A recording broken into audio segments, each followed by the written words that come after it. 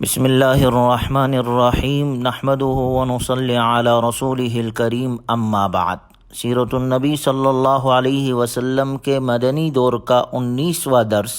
اسلامی دستور کے تحت عدل و مساوات کے قائم ہونے سے متعلق ہے۔ حضور اکرم صلی اللہ علیہ وسلم اللہ تعالیٰ کے احکامات کو اس اسلامی ریاست میں نافذ کرنے کے شدید خواہش رکھتے تھے۔ اس کی وجہ یہ ہے کہ زمین پر اللہ کی حاکمیت باور کرانا اور اس کے نفاذ کے لیے کوشش کرنا اللہ کی بندگی کا مظہر ہے۔ رب ذوالجلال کا ارشاد ہے، ان الحکم الا للہ امر الا تعبدوا الا ایہ ذالک الدین القیم ولکن اکثر الناس لا یعلمون۔ اللہ کے سوا کسی کا حکم نہیں، اس نے حکم دیا ہے کہ تم صرف اسی کی عبادت کرو، یہی سیدھا دین ہے، مگر اکثر لوگ علم نہیں رکھتے۔ یعنی عقائد، عبادات اور معاملات زندگی میں حقیقی حکومت اللہ تعالیٰ ہی کی ہے۔ وہ اپنے بندوں پر یہ احکام نازل فرماتا ہے، لہٰذا کسی انسان کو یہ اجازت ہی نہیں کہ وہ ان معاملات میں اپنے رائے یا خواہش یا عقل سے کام لے۔ یہ قاعدہ اللہ کے دین کی اساس ہے جو تمام پیغمبروں نے بیان کیا ہے۔ زمان و مکان کا ہیر پھیر اس میں کوئی تبدیلی نہیں لا سکتا۔ غور کیا جائے تو قرآن کریم کے نازل کرنے کا اصل مقصد ہی یہی ہے کہ بندوں پر واضح کر دیا جائے کہ بندگی صرف اللہ تعالیٰ کی ہے اور اقتدار اعلیٰ بھی اسی کے پاس ہے۔ رب ذوالجلال کا ارشاد ہے، انا انزلنا الیک الکتاب بالحق لتحکم بین الناس بما اراک اللہ ولا تکن للخائنین خصیما۔ آپ علیہ الصلاۃ والسلام کو مخاطب کر کے ارشاد فرمایا کہ بے شک ہم نے آپ کی طرف یہ کتاب حق کے ساتھ نازل کی، اور آگے اس کی وجہ ذکر فرمائی تاکہ آپ کو اللہ نے جو سیدھی راہ دکھائی ہے اس کے مطابق لوگوں کے درمیان فیصلہ کرے اور آپ خیانت کرنے والوں کے حمایتی نہ بنے۔ چنانچہ قرآن کریم کے نزول کا مقصد بندوں کو اللہ کی بندگی باور کرانا اور اس کی حاکمیت کا نفاذ اور انسان کی زندگی کے تمام فیصلے نازل شدہ قوانین یا ایسے قانون کے مطابق ہوں گے جس کی اساس قانون الہی پر ہو، کیونکہ قرآن کریم نے واضح الفاظ میں خبردار کیا ہے، وَمَن لَّمْ يَحْكُم بِمَا أَنزَلَ اللَّهُ فَأُولَٰئِكَ هُمُ الْكَافِرُونَ،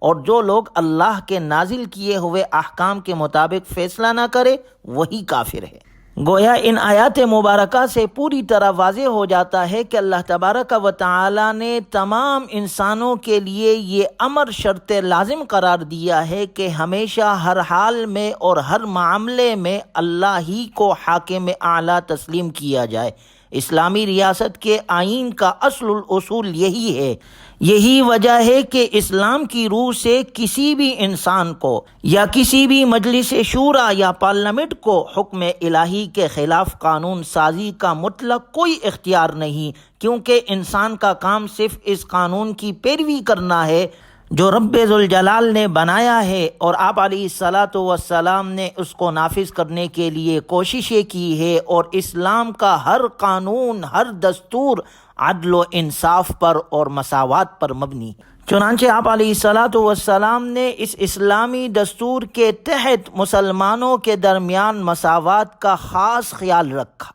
مسلمانوں کے درمیان مساوات قائم کرنے کے لیے آپ علیہ الصلاۃ والسلام نے ارشاد فرمایا، وَأَنَّ ذِمَّةَ اللَّهِ وَاحِدَةٌ يُجِيرُ عَلَيْهِمْ أَدْنَاهُمْ وَأَنَّ الْمُؤْمِنِينَ بَعْضُهُمْ مَوَالِي بَعْضٍ۔ اب علیہ الصلاۃ والسلام نے ارشاد فرمایا، اللہ کا ذمہ ایک ہے، ان میں سے یعنی مسلمانوں میں سے کوئی ادنا شخص بھی کسی کو پناہ دے دے تو اس کی پابندی سب کے لیے لازم ہے۔ گویا اسلامی دستور کے اس شق سے دنیا عالم کے لیے کتنا بڑا سبق ہے کہ کوئی بھی مسلمان ہو، خواہ امیر ہو یا غریب ہو، چھوٹا ہو یا بڑا ہو، مرد ہو یا عورت ہو، اس کا احترام کیا جائے گا۔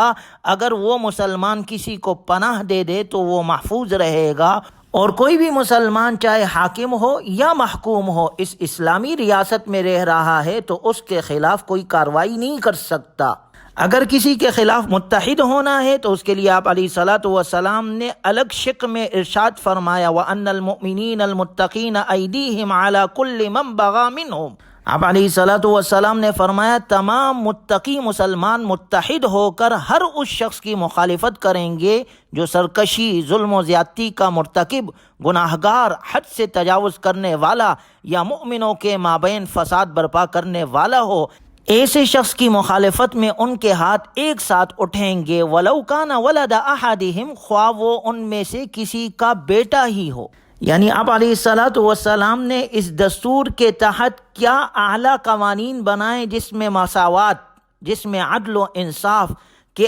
حاکم ہو یا محکوم ہو، امیر ہو یا غریب ہو، حقوق سب کے برابر ہے، کوئی کسی پر زیادتی نہیں کر سکتا، سب کے حقوق کی رعایت رکھی جائے گی اور سب عدل و انصاف کے ساتھ اور امن و امان کے ساتھ اس ریاست میں زندگی گزاریں گے، الا یہ کہ وہ شخص جو ظلم کرے، زیادتی کرے، گناہ کرے، حد سے تجاوز کرے، مؤمنوں کے درمیان فساد کرے، تو ایسے شخص کے خلاف پھر تمام مسلمان اکٹھے ہوں گے، چاہے کہ وہ کسی کا بیٹا ہی کیوں نہ ہو، اس کے خلاف کارروائی ہوگی۔ اور پھر آپ علیہ الصلوۃ والسلام نے سب کے حقوق کی رعایت کرتے ہوئے ایک شق میں ارشاد فرمایا وَأَنَّكُمْ مَهْمَا اخْتَلَفْتُمْ فِيهِ مِنْ شَيْءٍ فَإِنَّ مَرَدَّهُ إِلَى اللَّهِ عَزَّ وَجَلَّ وَإِلَى مُحَمَّدٍ صلی اللہ علیہ وسلم۔ آپ علیہ الصلوۃ والسلام نے ارشاد فرمایا اگر کسی معاملے میں تمہارے درمیان کوئی اختلاف ہو جائے تو اس کا آخری فیصلہ رب ذوالجلال اور محمد صلی اللہ علیہ وسلم کریں گے۔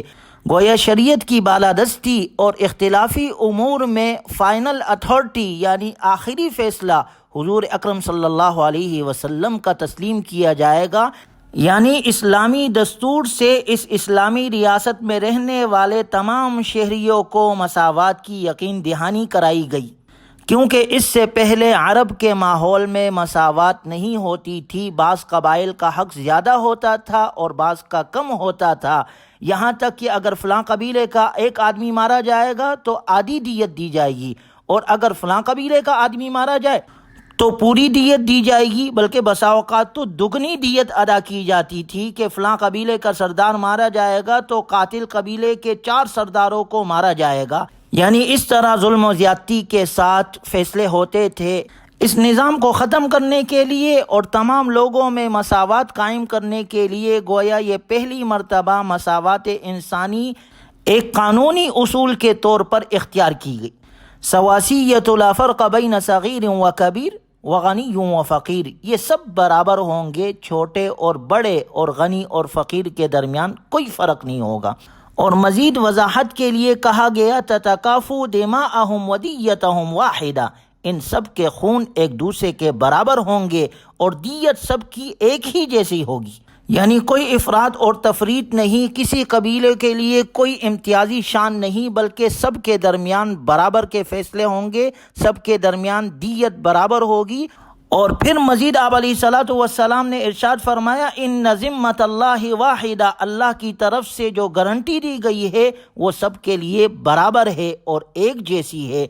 ان المؤمنین یحمی کل من الآخر، سب اہل ایمان ایک دوسرے کے مدد کریں گے۔ اس طرح سے پہلی مرتبہ قبائلی تعصبات سے بالاتر ہو کر جنگ اور صلح کا اختیار ایک مرکزی حکومت کو دیا گیا۔ اس سے پہلے ہر قبیلے کا ہر فرد آزاد تھا، جب چاہے جنگ شروع کر دے اور جس کے خلاف چاہے ہتھیار اٹھا لے۔ اس ضمن میں اسلامی دستور میں یہ بھی کہا گیا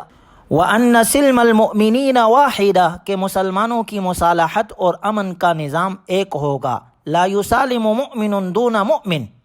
کہ کوئی مومن ایک صاحب ایمان کو چھوڑ کر کسی سے جنگ یا صلح کا معاملہ نہیں کرے گا الا علی سواء وعدل بینہم، سوائے اس کے کہ سب کے لیے ایک جیسا نظام ہو اور عدل کے ساتھ سب کے لیے ایک جیسا نظام اختیار کیا جائے گا، یعنی اسلامی ریاست میں رہنے والے تمام افراد کے لیے مساوات اور برابری کا حکم جاری کر دیا گیا، جس سے آج کی دنیا عالم کے لیے بھی بہت بڑا سبق ہے کہ اس اسلامی دستور کے اندر ایسے قوانین وضع کیے گئے تھے جو بنی نوع انسانی کے درمیان عدل و انصاف اور مساوات کے ضامن تھے۔ مختلف رنگ و نسل، زبان اور علاقائی تعلق سے رکھنے والے تمام افراد کو اس اسلامی دستور کے روح سے وہ تمام حقوق اور آزادیاں حاصل ہو گئی جو اس سے پہلے کبھی نہیں ملی تھی۔ آج بھی دنیا عالم کے اندر چاہے اقوام متحدہ ہو یا دنیا کے اندر اور جتنی بڑی تنظیمیں ہیں جو حقوق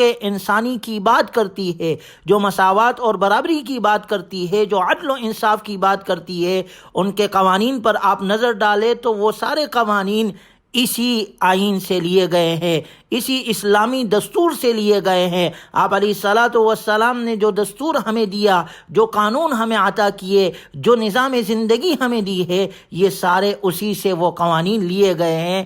گویا آپ علیہ الصلاۃ والسلام نے ایک اسلامی مملکت کو چلانے کے لیے، ایک حکومت کو چلانے کے لیے ہمیں پورا دستور عطا کیا ہے۔ یہ دستور حیات ہے، دستور زندگی ہے، ہر قانون اس میں موجود ہے، اس کے ہر دفعات کے اندر انسانیت کی فلاح ہے۔ اللہ تبارک و تعالی ہمیں اس دستور کے مطابق اپنے قوانین بنانے کی اور اس کو نافذ کرنے کی اور اس پر عمل کرنے کی توفیق عطا فرمائے۔ پھر اس اسلامی دستور سے 3 بڑے مقاصد حاصل ہوئے، جس کا ذکر انشاءاللہ اگلے درس میں کیا جائے گا۔ اللہ تبارک و تعالی ہمیں عمل کی توفیق نصیب فرمائے۔ وآخر دعوانا الحمد للہ رب العالمین۔